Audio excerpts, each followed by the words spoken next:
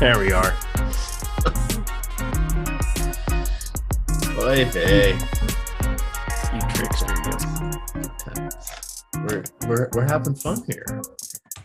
Fun. We're having fun When does Selection Sunday? today. What time? I know it's today. Duh. Grandpa, Do they wait till these other Grandpa, games are done? Easy Don't with they- the temper. We've got a long show ahead of us. It's at like, I don't know, what, 4:30 my time, 7:30, something like that. Oh, okay. Yeah. I've lost track of these. Everybody's a college basketball expert now. Everybody knows everything. No, my college that never makes the tournament. I don't know how that was possible at the University of Washington. They got like 5 players in the NBA right now, maybe 6. DeJounte Murray is one. Matisse Thybulle. Markelle These guys are pretty Fultz. good. Markelle Fultz Like, on your come team. on. Jaden McDaniel. Oh my God. He's so good.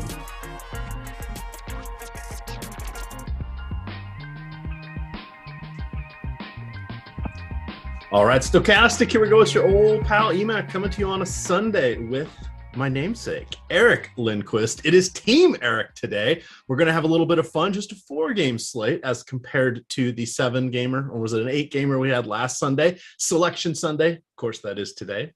Times may vary as to when the show goes live for that. Is your college going to be making the tournament, Eric? Yes, they definitely are. They're projected on like the 5 line right now. Iowa State, they beat Baylor 3 times. That's useful. The Big 12 is just a powerhouse this season. Yeah, that's about all. That's the extent of my college basketball knowledge at the moment. I'm going to try to acquire a lot in the next 72 hours, like everybody else. So that'll be enjoyable. Fortunately, we got Ben Raza in the Premium Insider Discord. You can check that out. That's pretty great stuff. Him and Matt Kajeski just, this is a wonderful time of the year to just tail them and move on with your day.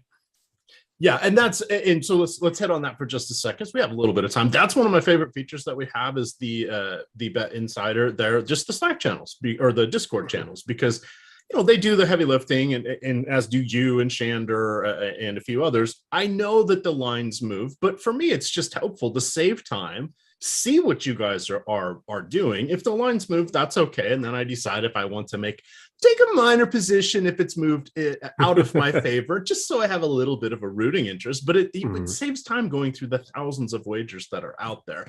I still like doing Bet Pro, but I mostly focus on, that's just our NBA product. I mostly focus on NBA. I like seeing what they put up for the other sports. I had a nice little 4-gamer with a boost on hockey last night. That guy. $50 the pucks. $50 into 460.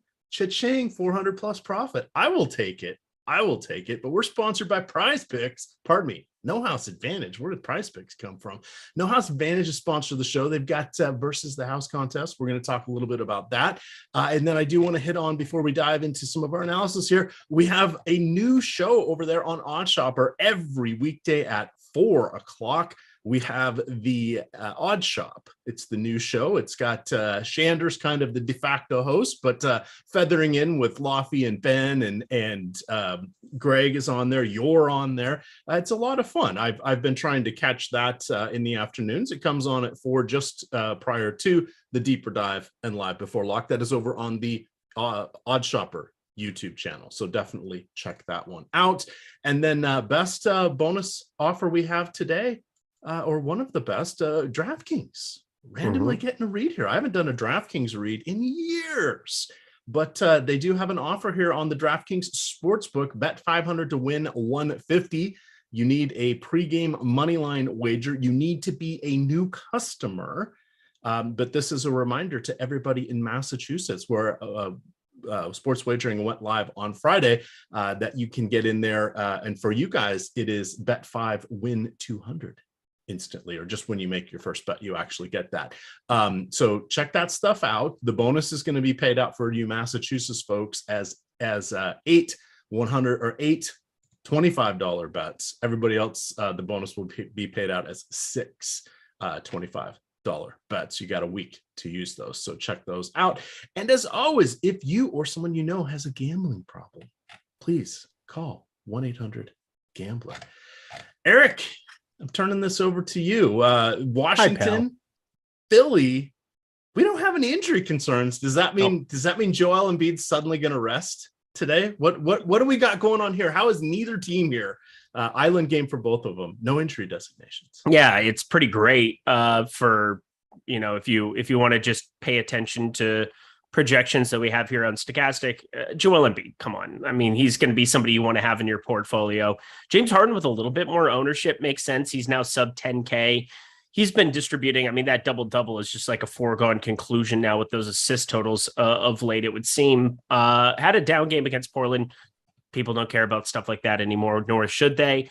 Feel really good about his minutes, too. He's been playing, 37, 38, 39 minutes pretty much throughout this entire stretch as they're coming down the home stretch. So considering we've got him projected for 38 minutes, he's nearly averaging, he's going to be projected for around 50 fantasy points at a point guard position that we definitely have some options there, but a lot of our extreme value is going to be small forward, power forward. You got your Najee Marshalls, your shooting guard Josh Giddey, getting to pieces like James Harden and Joel Embiid is the priority, and then legitimately nothing else that is remotely that interesting outside of like maybe Bradley Beal on the other side. There is kind of a dearth of options aside from that duo in this game. It was one that it's actually not on the Yahoo slate, but I think Embiid is probably the number one play of the day. He's the guy I wrote up in the DFS Building Blocks article. You guys can find that on the homepage every day here at Stokastic. Those were the two callouts I really had here. The only knock we have against Embiid career low, or since he became a full-time starter. So in the last 6 years, lowest rebounding rate, just 10.1 per game. However, remember, he led the league with 30.4 points per game last year. He's averaging 33 and almost 33 and a half right now. That's pretty impressive. So keep an eye on his PRA numbers. Those I think are interesting. From the Washington side, everybody's kind of neutral. Sort of as Eric mentioned, it's hard to get overly excited about any of them. But for those of you looking for a little wager, scratch that itch, jump in on the DeLon Wright over 1.5 steals prop. The 8-year veteran is averaging 2.2 steals per game in 24.4 minutes, mostly coming off the bench. Tonight we have him projected for 28 minutes, 2.4 steals. That is a 58% probability of getting 2 steals. It's a 14% expected ROI. You can still get that at minus 105 on a few different sports books. Look at that. I can throw sports wagers out there. I like it. I had nothing from this game.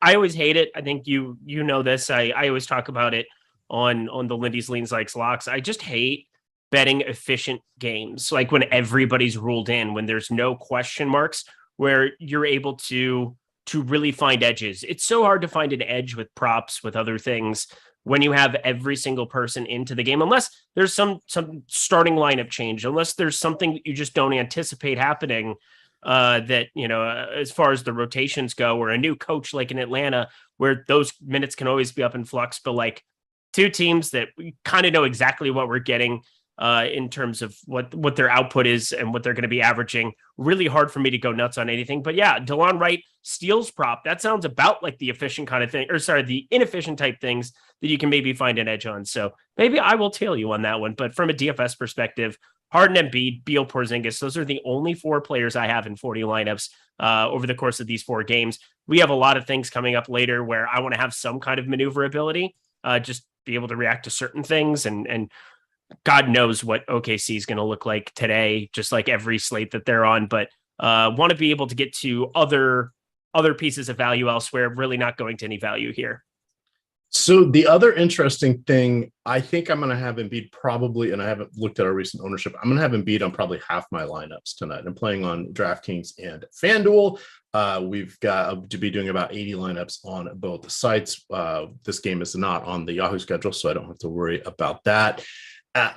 How are you feeling about Embiid, since he is I think he's the linchpin of the slate, since Nikola Jokic is playing right now? Yeah, I think, well, I'm a little bit surprised his ownership isn't higher. He's lower owned than Anthony Davis, Damian Lillard, Julius Randle. I'm in love with tonight, so maybe I think he's more of my linchpin tonight. Gotcha. We'll talk about some of his rates coming up, but like, I think for me, at current ownership, just relative to what I expect their chances of boom in the boom bust tool and things of that nature, Julius Randle 1, but Joel Embiid is a pretty darn close number 2. All right. I see Charles Morin is putting out all the different little exclamation point prompts into the YouTube chat here. There's a couple I was not aware of.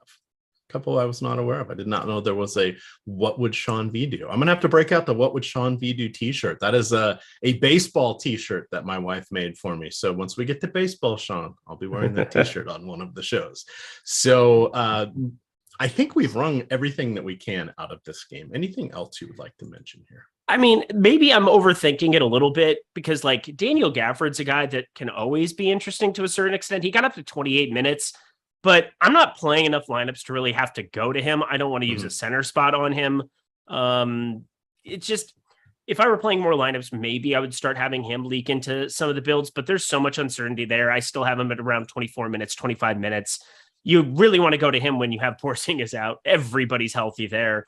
Just really hard to get to anything that aren't those high upside options. All right. Hit that like button, everybody. It does help us out. You can always subscribe, hit that notification bell so you can get a little alerts when we go live. I see there's about 1,200 people watching, 140 likes. Mama Emac's going to be watching this show. We call her Mama Max. So she's going to be watching this. She's going to be a little disappointed that her son has less than 200 likes already. So come on, get off the stick there. That's incredible. Hi, Mama Emac. How you doing? How you doing, lady? Let's go. Yes, she is. She's hitting a milestone birthday, shall we say? Next fall, gonna be 80. It's a pretty wild, pretty big one there. So how are you older than your mom? That's weird. It's that space-time continuum. There was when the Marvel's Avenger DC universe kind of combined into the Spider-Verse, something like that. Yeah, that sort of messed things up. That's what I figured. Yeah, that's what I figured. All right, let's get on to the next game here. We've got plenty of time. Portland at New Orleans. This one is going to be interesting. Portland appears to be all good. Everybody's healthy. Everybody should be good to go. At least the players that are normally playing. That means Yusuf Nurkic is back in our lives. Anthony Simons had a nice game in his return. On the other side, Brandon Ingram is out. I saw that Larry Nance initially had been ruled out for another week, but he's been changed to questionable. I'm not expecting him to play tonight, but even if he does, we'll see what happens. Starting with the away team here, because we got a lot to say about this one. So this is a long road trip here for Portland. They've been on their East Coast swing. I believe this is the 6th and final game of their stop. Tonight is this will be the 6th time they've played in the last 10 days. If they win, they can split it. It'll be a 3-3 road trip here. New Orleans did play last night. So back-to-back for them. Lillard's dealing with the sore calf, but expected to play. Nurkic has been back for 2 games, played 17 and then 25 minutes. Usually he plays about 26 to 28 minutes, so I expect that's going to be on the table for him tonight.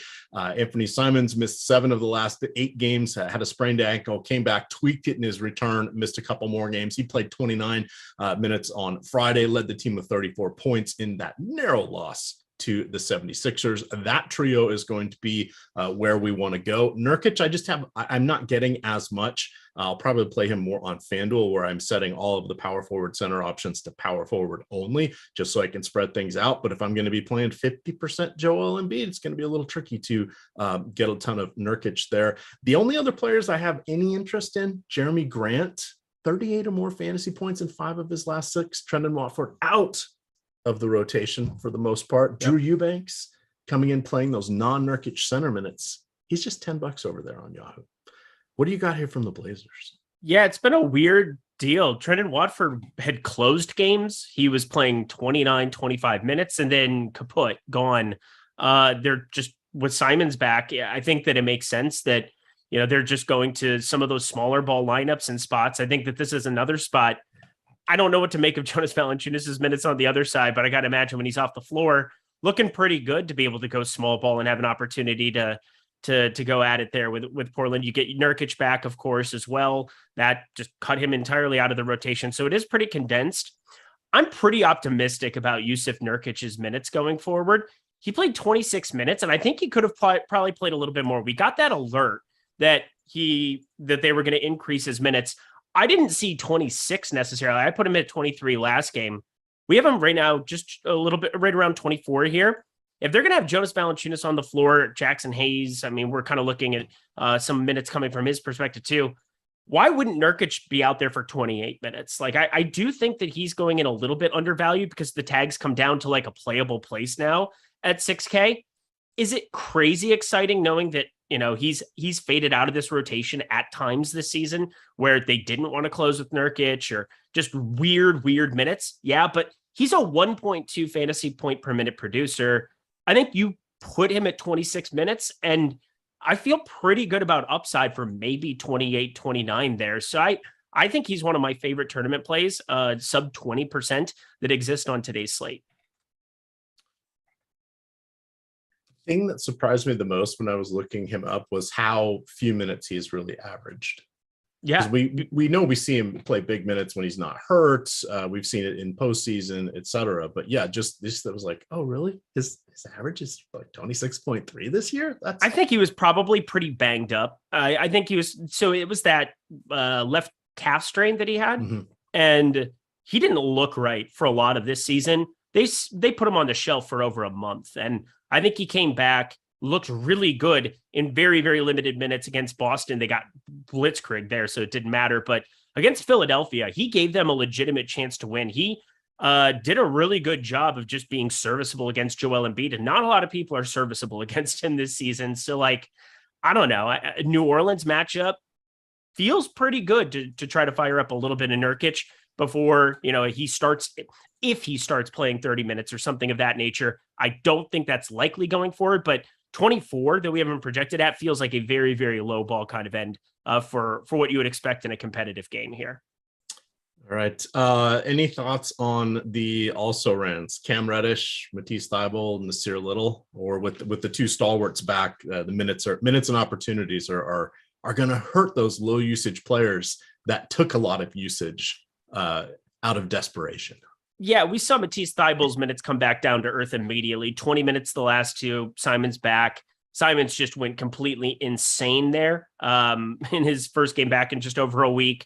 I don't really expect to get to a lot of him, but I think he is good lineup filler. You know what you're getting there. He kind of has that hot hand where if you get it, awesome, but his projection is going to be so low because Damian Lillard is just your de facto number one. All the usage goes through him.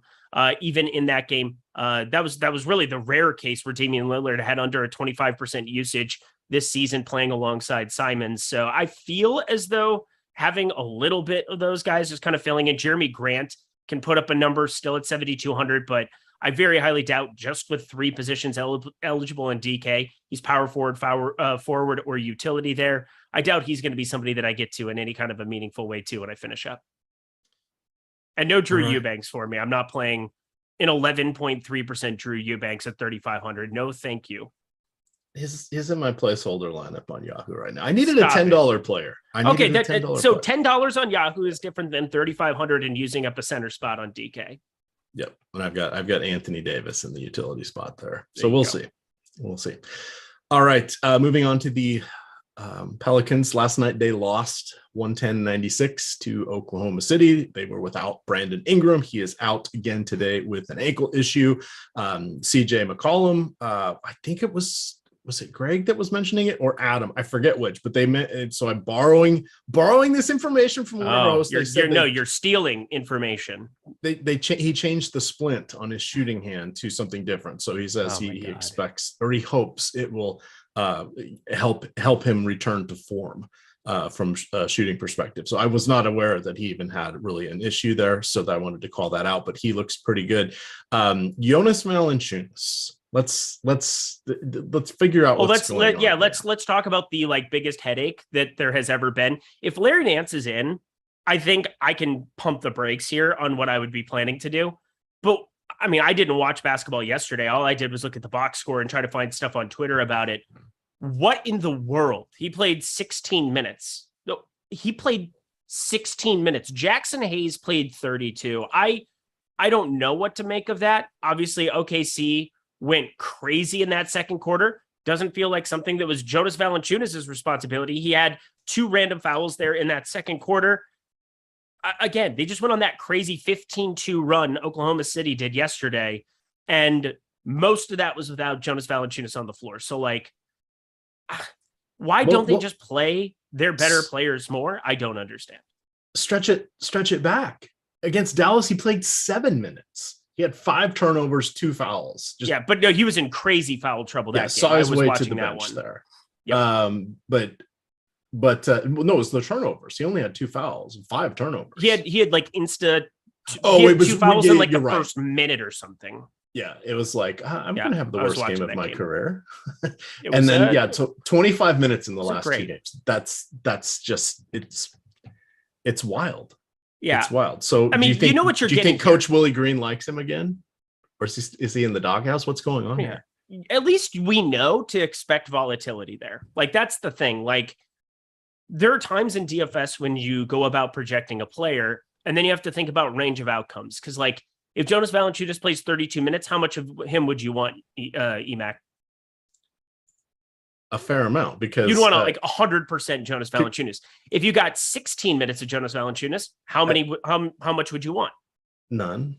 There you go. So we're looking at a player like this who's coming in with 16.7% ownership. And for me, it just comes down to, like, what are the tools saying? What do we have in terms of boom bust probability? Because a guy like that, his standard deviation, when you go 68, 95, 99.7, as you're going to the extreme poles on things with your bell curve, you are talking about a dude who can live on the extremes. And so he can win you a tournament. He can also sink your lineup before you even started the slate. So, like, that's what it is. If Larry Nance is back in, I am definitely going to be pumping the brakes. But right now, I think he's got a lot better chance of breaking a slate, absent Brandon Ingram, coming off a day on a back-to-back where he didn't play a ton of minutes. My gut read is that they were limiting him for this back-to-back. And if they had played him like 26 minutes, whatever. But then Jackson Hayes came out. They were always behind. They tried to make a move there towards the end of that game. I'm in the camp right now where I think I would just be playing a ton of Jonas Valanciunas, a ton of Nurkic on the other side. Take the question marks that people have about them and hope you get a lot of the 2 of them on the floor together. So that's kind of my game plan for this game in terms of the center positions. Jonas Valanciunas, a 1.23 DraftKings points per minute player. They're just such good fantasy performers. If you get the minutes, you are getting such positive leverage on the field. All right, going in and setting everybody to power forward here with the exception of Embiid. Not a bad idea. Nurkic, Joe Val. I don't really know that I want Mitchell Robinson. So it's kind of like Joe Val Nurk might only get 20 minutes. That's exactly what I'm saying, JR. It's like a legitimately insane situation that we have. Like, it's a truly insane. It's difficult. I think Nurkic, as weird as it is, Nurkic's minutes are a lot more secure to me at this point, coming back from being hurt and ramping up the minutes. I think his minutes are more secure than Jonas Valanciunas, which I never thought I would find myself saying. Yeah, my assessment is he should mark every minute that Nurkic is out there, so that's helpful for him. That Nurkic is healthy. That's what I'm getting at. I think that's really useful because Hernan Gomez will get just torched. He would just get absolutely bludgeoned. Jackson Hayes, again, he's 3,600. Like, what are we accomplishing here? Because, like, I don't know if I want to be playing him to some extent. Like, again, I didn't watch any basketball yesterday. I'm just going based off of popcornmachine.net, looking at Twitter, trying to figure out exactly what happened. It doesn't sound like anything other than, like, Jackson Hayes came out, started playing decently, and they just let him ride it out the rest of the game in a game they were always behind. I don't know what to make of it.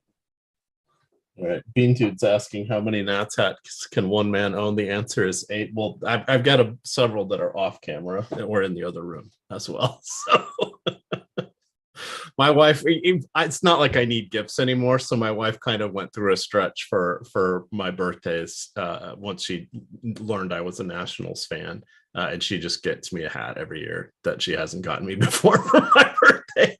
So that's why I have so many. That's why you have more than one. If there's ever a nationwide Washington Nationals hat shortage, I know who to call first. I know. Well, the funny thing is I only have one Seattle Mariners hat, and I'm a Mariners fan. So, but baseball will be here soon enough. Corey Shea says, "Hey, happy Sunday, guys! Can we get a little ownership?" Producer Mike, let's grant a little screen share ownership here. You can put up a little FanDuel, you put up a little Yahoo, or pardon me, a little DraftKings. Also want to mention producer Mike doing the hard work behind the glass. Points out that Selection Sunday will start at 6:00 shortly, right around the same time we get off air. So check that one out. Anything else from New Orleans? They have a plethora of wings. Herbert Jones was in foul trouble. He'll have a bounce back game, but they've got lots of them. They all benefit with Brandon Ingram being out. But do you want to pinpoint any particular one? Perhaps Trey Murphy, one of your favorites. This is the 1-year anniversary of your Trey Murphy call, by the way. Is it really? I'm assuming the DraftKings basketball finals was on the same day it was last year. So. Yeah, no, that makes sense. That was a fun day. A 1% coming on a show saying play this guy a lot who's 1% owned, and then he puts up 50. That was enjoyable. That was a fun day. But either way, Najee Marshall, he is your chalk du jour today. There's no positive leverage going there, but he's optimal 50% of the time. So yeah, I'm going to play a lot of Najee Marshall. I think that's pretty clear cut. The multi-positional eligibility on DK makes a lot of sense. Looking over at FanDuel today too, for the FanDuel folks, you've got Isaiah Joe, who's a little bit more popular, Josh Giddey, Keldon Johnson. Najee Marshall at 4,900 isn't as necessary as what I feel like he is for DK. So I wanted to at least let you know that he's still a good play, but he is only optimal around a third of the time over there, and he's still pulling nearly the same ownership. So I think he's an exponentially better play for the DraftKings slate than on FanDuel. As far as CJ McCollum goes, you just play him. You play a lot of him. I don't see any way around him either. I mean, some of the numbers that you get without Brandon Ingram on the floor this season are just it's just a clear-cut guy that you want to get to. If my add more funds would get going here, NBA Wowie, that would be great. So I could click on that. But just know, Brandon Ingram out, play CJ McCollum at this depreciated price tag. Halfway point here. Always a good time to remind everybody that we are sponsored by No House Advantage. You can click the link in the description here. And by coming through our link, you will get a deposit match up to $100 with your first deposit. They've got their pick'em contests. Always fun to play in those if you're looking for a little bit of overlay, but they're really transitioning into versus the house that is going against them with player prop parlays. You can build out 3, 4, or 5 player prop cards. Or probably you can do 2 cards as well. You go 5 for 5, it's 21x. That's the highest in the industry. 4 out of 4 is 11x. That is also the highest of that particular machination of this. So check out that. You've got NBA's up there, college basketball's up there. You've got hockey. We've got the free prop lines there on our site for basketball. So it's a lot of fun to check this out. Again, $100 deposit match. That makes things very, very easy. You put in 50, they give you 50. You put in 100, they give you 100. You put in 200, they're going to give you 100. It's a $100 deposit match, but those funds come out of your account first. Check it out. No House Advantage. Game number 3, Mr. Lindquist. We've got the Oklahoma City Thunder in San Antonio taking on the Spurs. 236.5 implied point total here. We know that all but assuredly, he is ruled out. So Shai Gilgeous-Alexander is out. The team has said he is not going to play on back-to-backs. However, this is not OKC tanking. They are half a game out of the play-in tournament. They're 3.5 games out of the 6th best record in the Western Conference. Life is wide open right now for OKC. So we saw a pretty tight rotation last night, which I did not know was capable or within the bag of tricks of Coach Mark Daigneault. It was interesting looking and seeing what sort of happened. You got Lujan Dortz played 37.8 minutes. Jalen Williams, Jalen Williams played 36.5. Isaiah Joe came off the bench for 28.4. Giddey played 32.7. He did play the last 6 or 7 minutes of the game, but he should be okay tonight. And we know, again, the Thunder this is not a tanking thing. They actually are in a position to make a run, get some playoff postseason experience here. So while I don't know that they'll run him into the ground per se, I do think we'll see low 30s in minutes for Giddey. So that makes me feel a little bit more comfortable. San Antonio has won, I think, 3 of their last 5, something crazy like that, after their 16-game losing streak. San Antonio is all but assured of having one of the bottom 3 records. So there does not need to be shenanigans for them, because they are five wins worse than Charlotte. So it looks like it's going to be Detroit, Houston, and San Antonio getting the most lottery balls. And remember, they sort of flattened this out a couple years ago. So the bottom 3 teams get the same. So it's not like a race to the bottom. It's as long as you have one of the worst 3 records, you get, I forget what is 14.1% chance at getting the first overall pick. What do you want to do here with the Thunder? I don't know. Josh Giddey, Isaiah Joe, I think they're definitely your 2 best candidates that we have going here. I don't know what they're going to do here with Jalen Williams, but he played 37 minutes. That was the most minutes he had played since February 7th. I got to imagine that comes back down to earth in a pretty prominent way. 32, 33 minutes here for him today. Like, I would be pretty surprised. I think our minutes projection on him is about perfect, right around 32 and a half. Logan Stort, sub 30 minutes. Isaiah Joe, I still am projecting under 30 minutes. I mean, outside of Giddey, it's hard to get too giddy about anything else. It's just, I think Ousmane Dieng is probably in play to a certain extent. I know that he only played 9 minutes yesterday, but he had played 28 minutes on a back-to-back in the time before. So the one guy that I kind of carved out from this rotation where I think that there's actually maybe some value, where it just spikes up out of nowhere, is Dieng, where, again, you go back, you don't have to go back that far. Literally a week ago, they played on the 7th against Golden State. He played 19 minutes, was pretty limited there.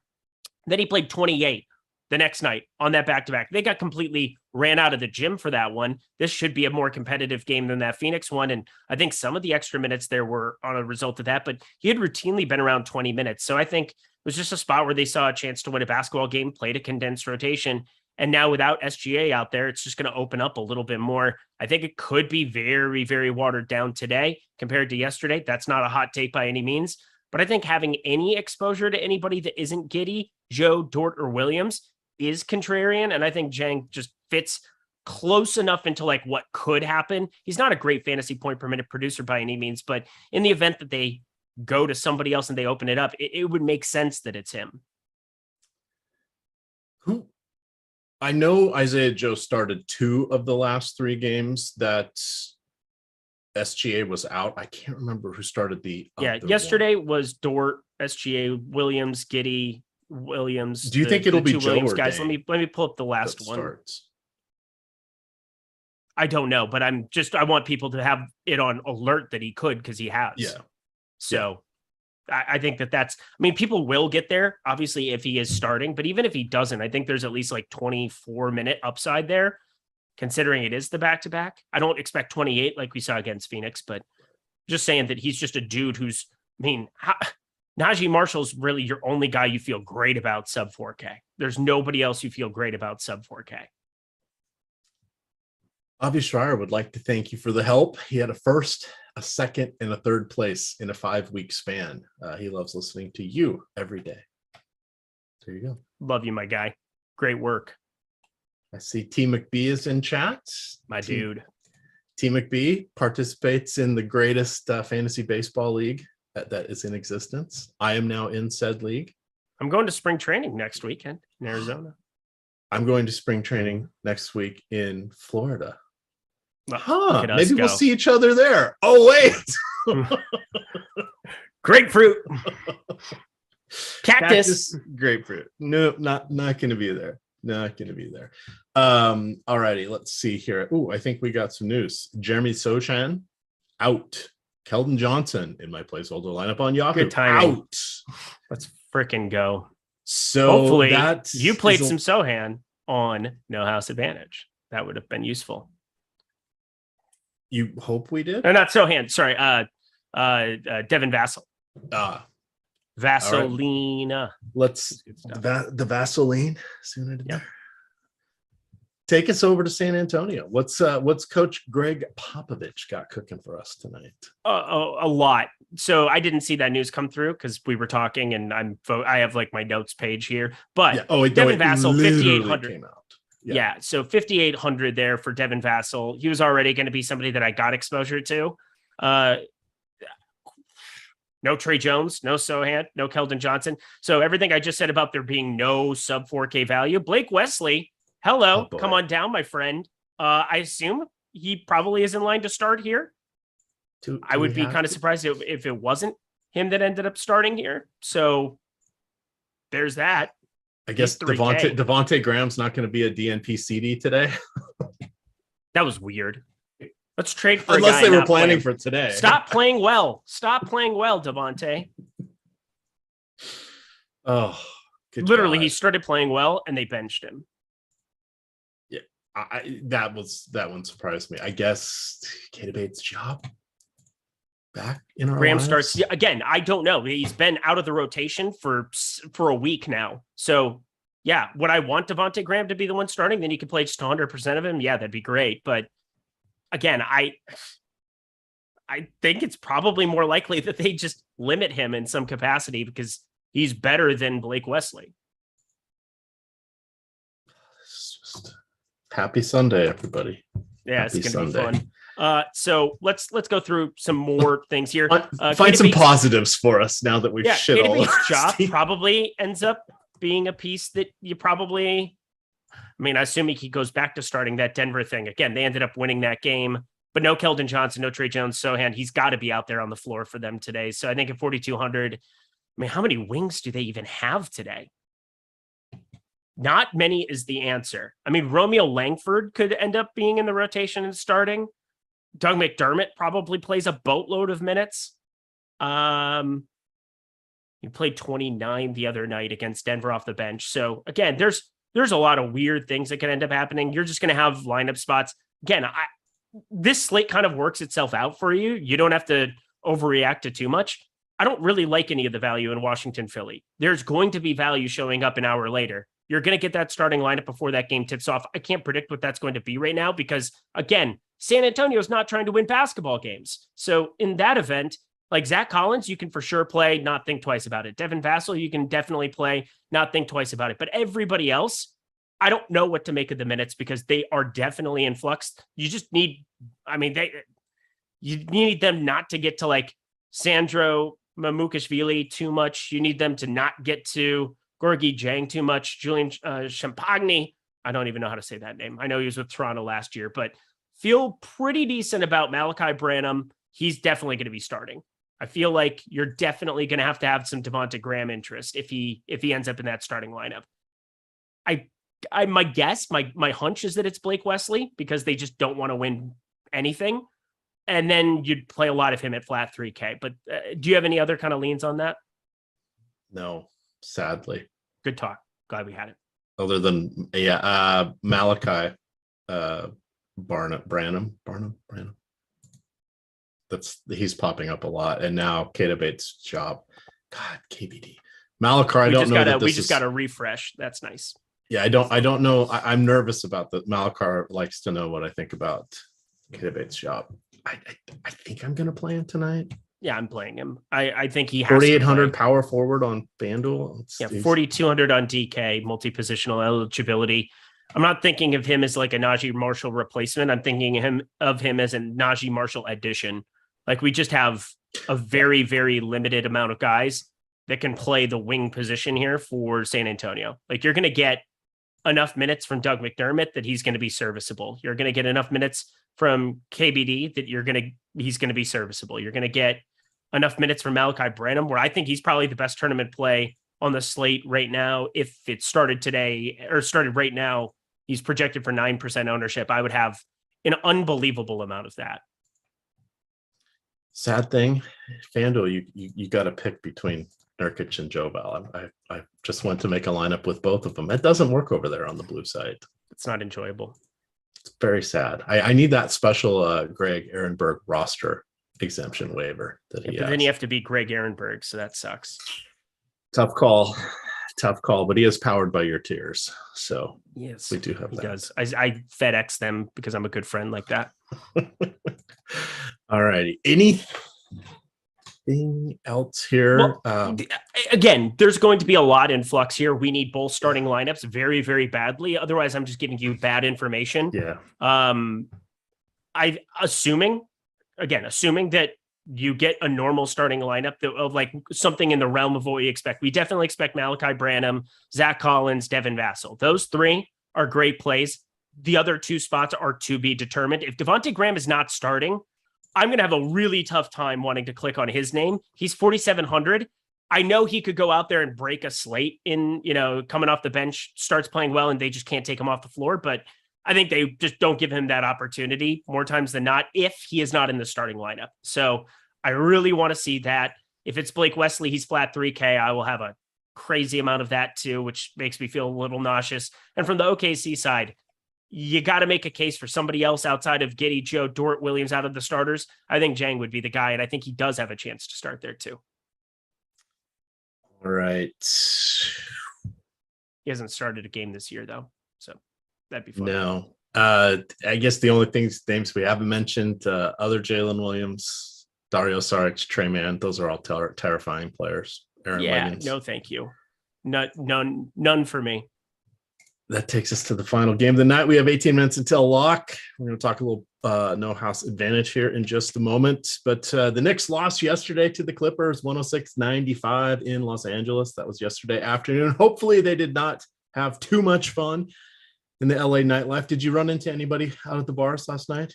Did not, thank God. I would not partake in such things. This is also the 5th game in 8 days for the Knicks. Jalen Brunson out again. This will be the 4th game of the last 5 he has missed with a foot injury. They thought he was going to go through warm-ups. Nope, we didn't even have to get that far. He is out already. What is interesting to talk about in this? How about how bad Julius Randle has been? 18 of 63 in his last 3 games. That's 28.6% from the field. That's horrible. He has attempted 22 or more shots in 4 of the last 5. Eric, we got to go back to him, right? This is you had mentioned not to bury the lead, but I'm teeing this up for you. Julius Randle. So you said it's your play your linchpin of the day. You love Emmanuel quickly. We got a question in chat asking what the hell's going on with RJ Barrett.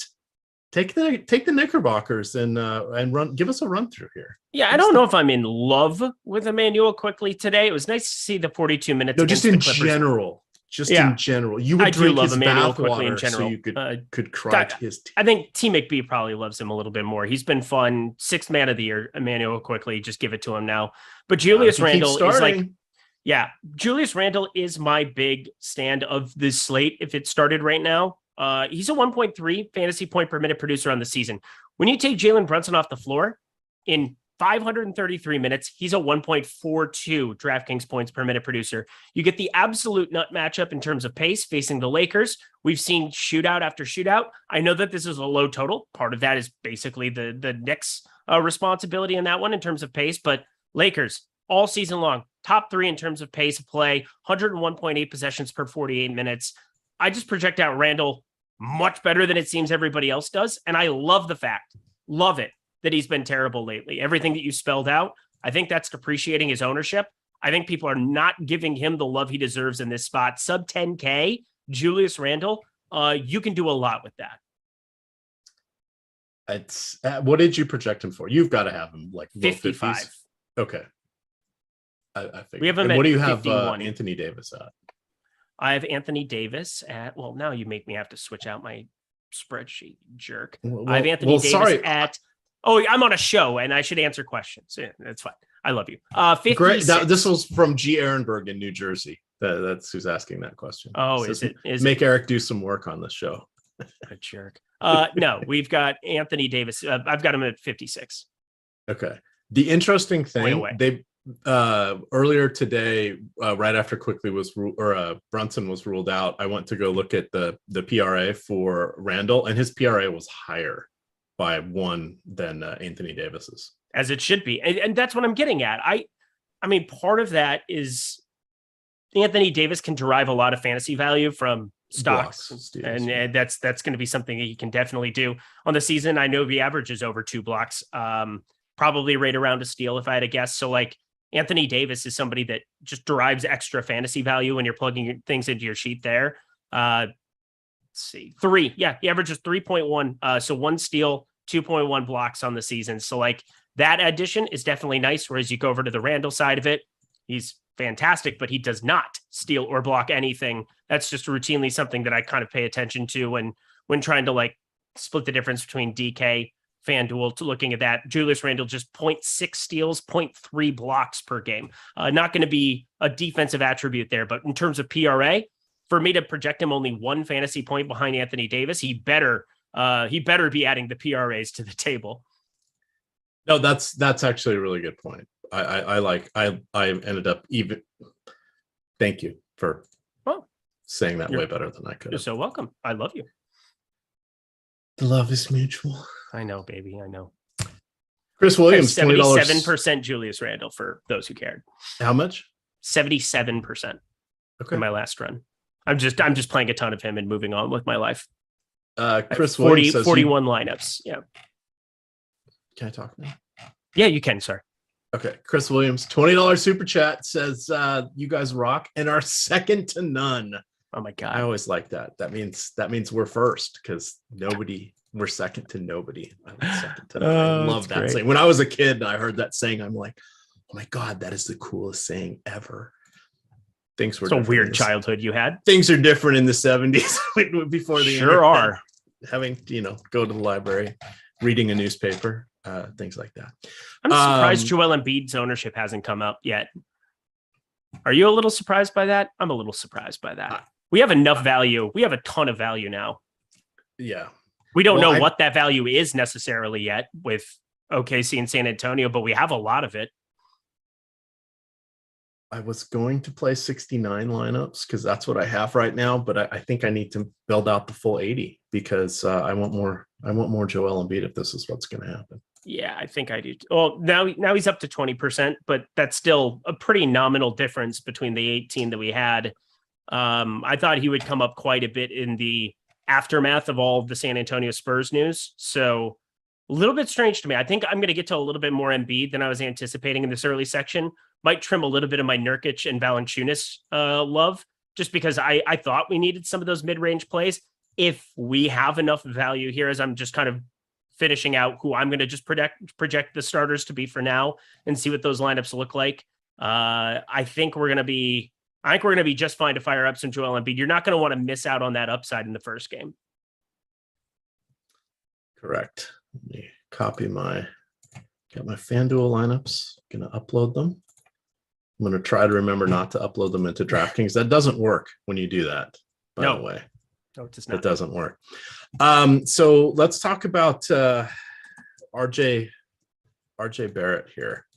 What are your thoughts there on him? Is this an RJ Barrett night? The Knicks have nearly 3 20-point scorers. I keep writing him off.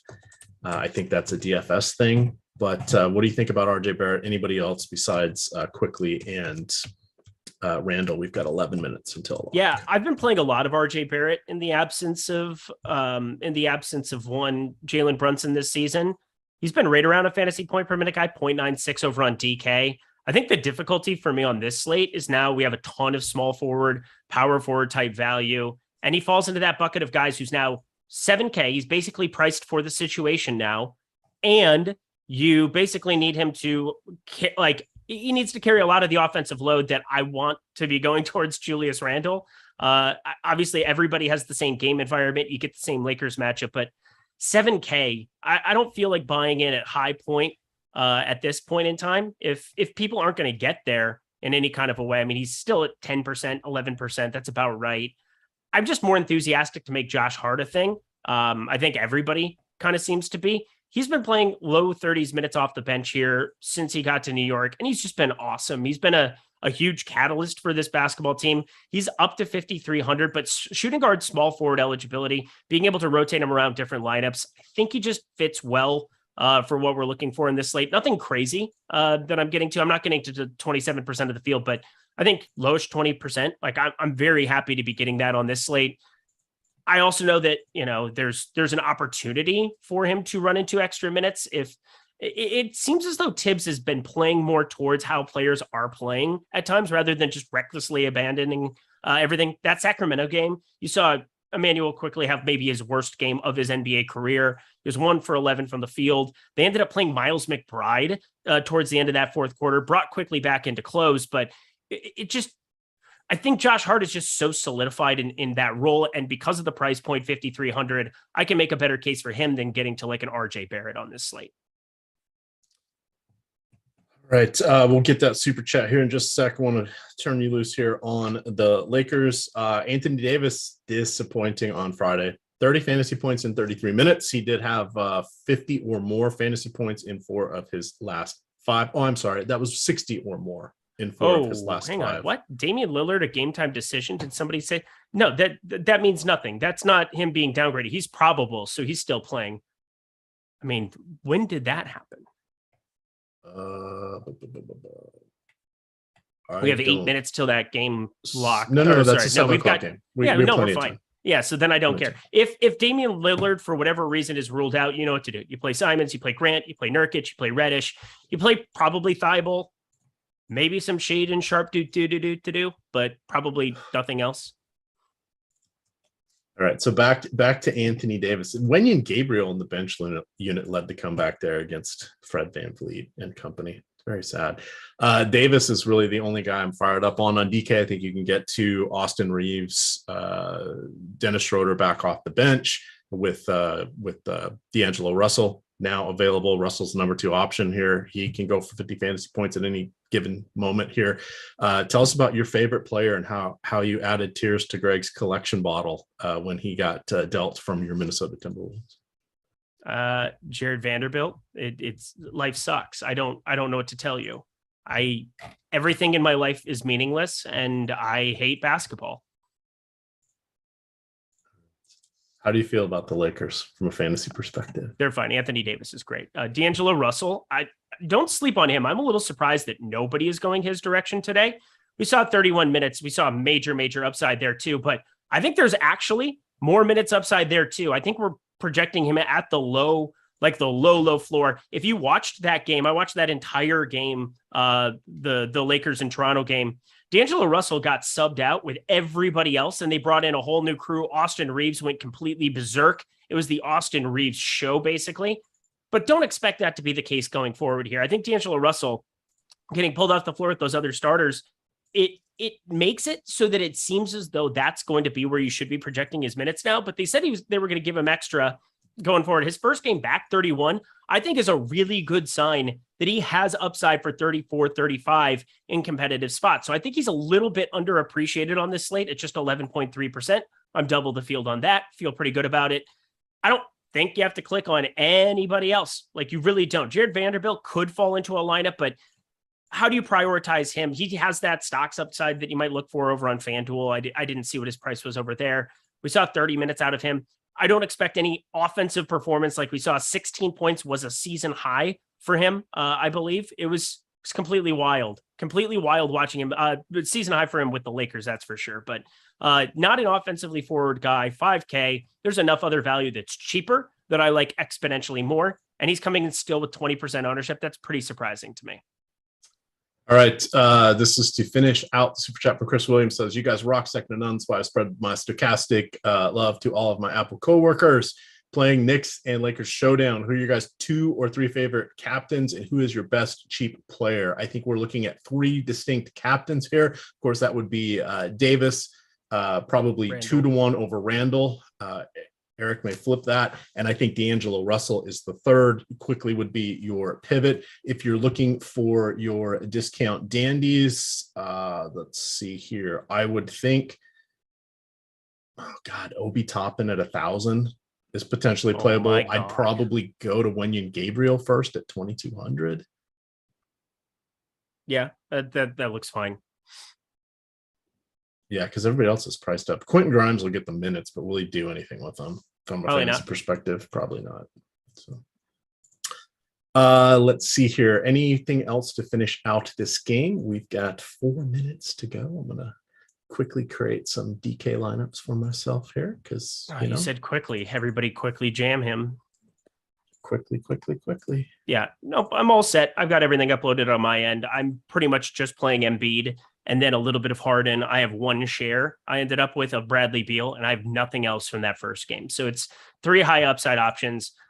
I thought about Porzingis. I thought about maybe giving him a bump and getting to a little bit more, but I think there's just so much.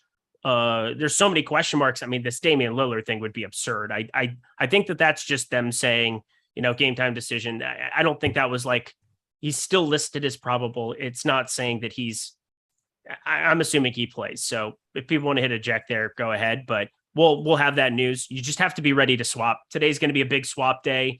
We have no idea what that OKC starting lineup could look like. It changes a lot in absence of SGA. It has over the course of this entire season. They start different dudes in second halves for whatever God forbidden reason. So don't fall in love with certain pieces that might show up from there. But I will fall in love with Devontae Graham if he is starting. I think that's very, very clear cut. Somebody that I would have an ungodly amount of if he ends up starting alongside Malachi Branham, is definitely possible. How many lineups did you end up with Nurkic and Joval over there? It's a good question. I don't even know how to look at that. Let me find Jonas Valanciunas. Okay, I have 1 for them together. But it's going to change again. I could end up with more. It completely depends on what those starting lineups look like. The OKC San Antonio ones, that is. I've been doing way less late swapping this year than I have in prior years. Why? Literally the game is late swapping. I think because I'm playing on FanDuel now and I'm not very good at it. That's my technical take. I'm way better at it on DraftKings. Well, then play more DraftKings. What are you doing? Well, I'm running out of my million in entry fees. I'm gonna be out of the couch cushion business here. Oh, that's what it is. We're trying to jump in the sofa and save the change and make sure that it's there on a rainy day when we need it. I'm going to be all in for baseball, but we're wrapping up basketball. I'm branching things out here. I've been playing Yahoo and FanDuel. All right, let me upload. All right, we got some questions here. I'll just start firing some while you're doing that. Embiid and Vassell are 80 and Claxton. I like Embiid Vassell a lot. That's Clanton. I was going to say Claxton is playing basketball right now, so there's no way that's a thing. Eric, a little sassy tonight. I'm always sassy. That's just generally how I run. They disrespected him. Who did they disrespect? Jizzle Man. Yes, that is his name, Jizzle Man. Fade AD, fade quickly. I don't want to do either of those things when I'm playing more than 10 lineups. Eric's tiers, $9.99. Thank you, gentlemen. Greatly appreciate your time. Hashtag Team Eric forever. Hashtag we love you. I added that to you, Eric's tiers. Thank you so much for always showing up when I watch sad movies and making me feel like a real man who can express his emotions. Let's see what else we got. Quickly will be a bust. Really? No, I just don't think he's as appealing at 6,900. I mean, the one game, the Boston game, is going to just jack up his ownership there. Is he a good play still? I think he's a good play, but he's 6,900. He feels a little bit overowned. Guy that accidentally plays 100% Embiid loves to late swap. I do. I did accidentally play 100% Embiid on a slate. It worked out very nicely. He went for 80. I enjoyed it. Anything else? Lillard talking to Prize Picks. No. This is no house advantage. We'll hit on a couple no house advantage props in just a sec. I want to remind everybody at 50% off the NBA lineup generator. Larry Nance available to play. Jonas Valanciunas dead to me. Not dead to me, but kind of dead to me. All right, taking down the minutes. I got an hour to figure that out. Lineup generator 50% This is totally going to be the Jonas Valanciunas plays 24 minutes and puts up 48 fantasy game. Can we establish that right now? That's going to be what happens. Yeah. I'm going to be tilted to no end. He's going to have a remember me game and show Larry Nance Jr. that it's his center spot. Hopefully Coach Willie is on board with that. But the lineup generator, guys, half off your first week. So it's just under $5. You can build out 20 lineups and export them to your DFS side of choice in a CSV, you can then build out another 20. That's just how many are allowed in the holding pen. How does it work? Well, you pick the slate. It's main slates right now. You pick the site. It's FanDuel and DraftKings, and then you decide contrarian build, tournament build, chalky build, whatever you want. You can lock in players. You can knock out certain players if you find that otherwise perfectly good lineup generated for you. But there's just that one glaring eyesore. You can get rid of it. Swipe left, swipe right. That's save and discard in boomer terms. But you could save up to 20 lineups per cycle. I've been having some fun with that. I've been playing the $1 20 max and seeing what it does with that. Love so it. Lineup generator, pretty good, pretty cheap, saves time. It's gonna not put out riffraff for you. It's gonna put out positive expected value lineups. Players still have to do their thing, but we're not getting what is it that Laffy likes to say? And I finally found the movie where I remembered that quote from. It's dog shit wrapped in cat shit. The Big Short. Oh my! From The Big Short. There you go. I just was watching the end of the Brooklyn-Denver game. That was wild. Nets win. Denver just looking really, really brutal lately. That's 3 straight. First 3-game losing streak of the season. What's that say about an MVP? Yeah, I don't want to talk about it. Mainly because here's the thing. I just don't like Philadelphia. I love Joel Embiid. I love him. I hate the city of Philadelphia. We have our coworkers from the city of Philadelphia. Where do they come from? I thought your city burned down years ago when you won a Super Bowl. Like, how did you all survive? Is it like The Last of Us there? Like, what is going on? Nate D, how did your golf lineups end up? I played a ton of Rainmakers. They did not go well. John Rahm, thanks for coming. Have a great day. WD. I was dead after that. That'll be fun. So I'm having trouble getting our little no house advantage thing to open. So I'm sorry, folks. So we're just going to remind everybody that no house advantage. You come in here through our link. You get a deposit match up to $100 with your first deposit. Got to come in through our link. That is helpful to us. And then, of course, we have the free projections both for their tournaments, which just locked, as well as their versus the house. That is your player prop parlays. You guys know what to do. Build out cards with 2, 3, 4, or 5. Their payouts best in the business. Go 4 for 4, get 11x. Go 5 for 5, get 21x. It's a lot of fun over there. Check it out. No house advantage.